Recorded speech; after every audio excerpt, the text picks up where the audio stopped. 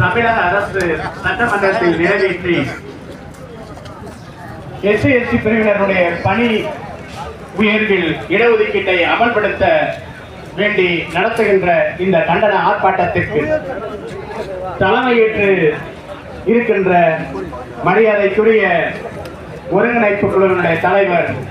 குமார் அவர்களே மற்றும் தோழமை சங்கங்களினுடைய தலைவர்களே, பொதுச் செயலாளர்களே, இந்த 16(4)A தொடர்பாக பல்வேறு கட்ட போராட்டங்களை முன்னின்று நடத்தி அரசுக்கு அழுத்தம் கொடுத்து பல்வேறு வகைகளில்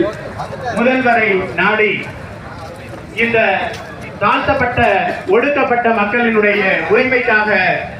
குரல் கொடுத்து அவற்றை சாத்தியப்படுத்த நினைத்து கொண்டிருக்கின்ற சாத்தியப்படுத்துகிற இடத்தில் இருக்கின்ற சமூக தலைவராக மட்டுமல்லாமல் இந்திய அரசமைப்பின் இந்திய அரசியலின் திசை வழி போக்கை தீர்மானிக்கின்ற மரியாதைக்குரிய எழுச்சி தமிழர் நம்மளுடைய கண்டன ஆர்ப்பாட்டத்தினுடைய நிறைவுரை ஆற்ற வருகை தந்திருக்கின்ற அவரையும் வருக வருக என பட்டியல் வகுப்பில் இருக்கின்ற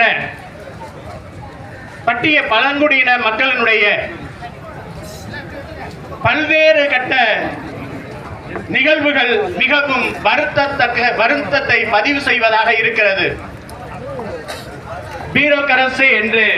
அடிக்கடி எழுச்சி தமிழரால் சொல்லப்படுகிற இந்த வார்த்தை எப்பொழுது அந்த இடத்திற்கு தலித் மக்கள் வருகிறார்களோ அப்பொழுது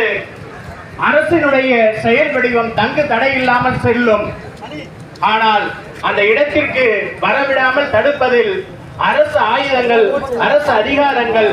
அரசியல் அதிகாரங்கள் எல்லாம் முனைப்புடன் செயல்பட்டு கொண்டிருக்கின்றன. அந்த முனைப்பை கிள்ளி எறிகின்ற வகையில், அவற்றை போக்குகின்ற வகையில் இந்த பதவி உயர்வில் இடஒதுக்கீட்டை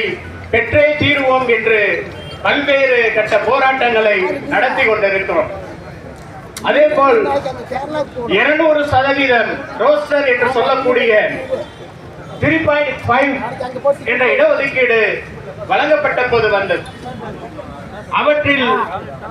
அனைவருக்கும் அந்த 0.5 என்பது யாருக்கும் குறையாக இருந்துவிடக் கூடாது என்பது 100% ரோஸ்டர் என்பதை 200%